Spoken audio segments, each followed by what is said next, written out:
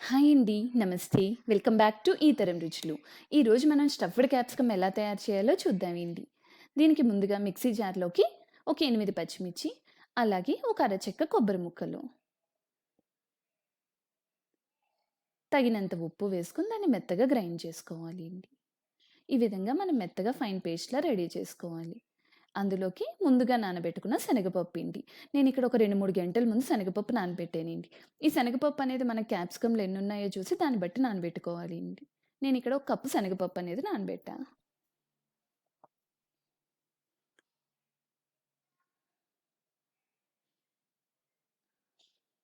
అందులోకి ఒక స్పూన్ జీలకర్ర అండి. ఈ మొత్తాన్ని కూడా మనం మెత్తగా కోర్స్‌గా గ్రైండ్ చేసుకోవాలి. మరీ మెత్తని పేస్ట్‌లా చేస్తే అది గొంతుకు అడ్డుపడుతుందండి. అందుకని లైట్‌గా కోర్స్‌గా చేసుకోవాలి. మనం ఇదే స్టఫ్‌ని డైరెక్ట్‌గా కూడా క్యాప్సికమ్‌లో పెట్టుకోవచ్చండి. కానీ ఇది కొంచెం గొంతుకు అడ్డుపడుతున్నట్టు ఉంటుంది కాబట్టి మనం ఒక్కసారి ఫ్రై చేసుకుంటే ఆ ఇబ్బంది ఉండదండి.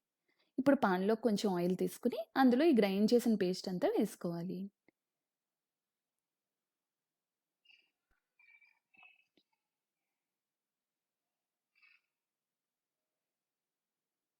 దాన్ని ఒక్క 5 మినిట్స్ ఆ పచ్చివాసన పోయే వరకు వేగనివ్వాలి అండి.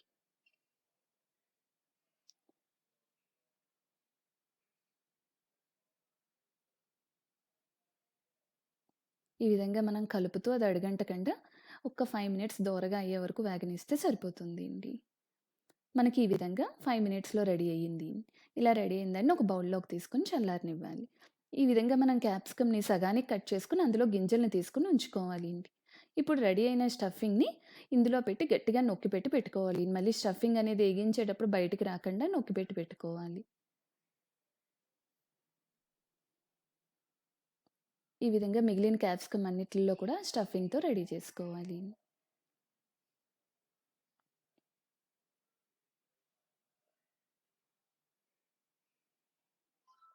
ఇప్పుడు స్టవ్ వెలిగించి పాన్‌లోకి ఒక 3 టీ స్పూన్స్ ఆయిల్ తీసుకోవాలి. ఇది జస్ట్ షాలో ఫ్రై చేస్తామండి. మనం డీప్ ఫ్రై అనేది కాకుండా షాలో ఫ్రై చేస్తే సరిపోతుంది. ఆయిల్ కొంచెం వేడవగానే మనం స్టఫ్ చేసుకున్న క్యాప్సికమ్‌ని పెట్టుకోవాలి. ఈ క్యాప్సికమ్‌లన్నీ కూడా ఒకటి పక్కన ఒకటి కొంచెం మనం ఫ్రై అయ్యేటట్టు వీలుగా పెట్టుకోవాలి. ఈ విధంగా అన్ని క్యాప్సికమ్‌ని పాన్‌లో అరేంజ్ చేసుకోవాలి.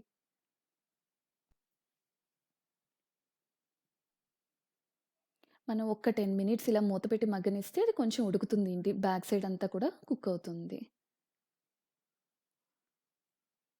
ఒక 5 మినిట్స్ తర్వాత మనం మూత తీసి చూసి దాన్ని పక్కకి తిప్పుకుంటూ ఉండాలి. మనకి సైడ్స్ ఎగినియో లేదో చూసుకొని సైడ్స్‌కి ఫ్లిప్ చేసుకొని ఎగనివ్వాలి.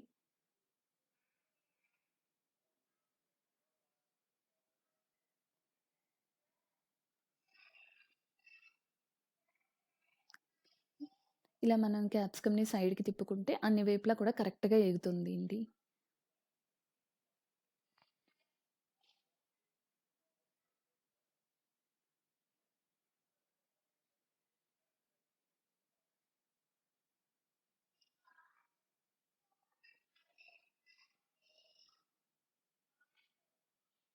ఈ విధంగా సైడ్‌కి తిప్పుకొని మళ్ళీ మనం ఒక 5 మినిట్స్ మూత పెట్టి ఉడకనివ్వాలి అండి.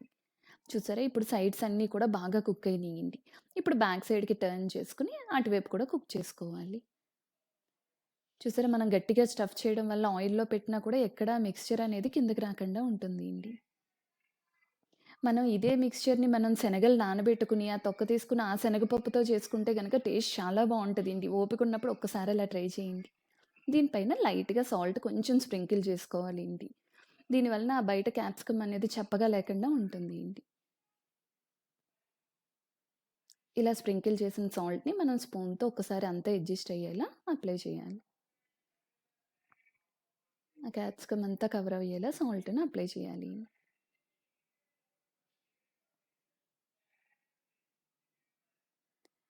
మనం ఇలా మధ్య మధ్యలో కలుపుతూ మూత పెట్టుకుంటూ వాటిని మగ్గనివ్వాలి అండి.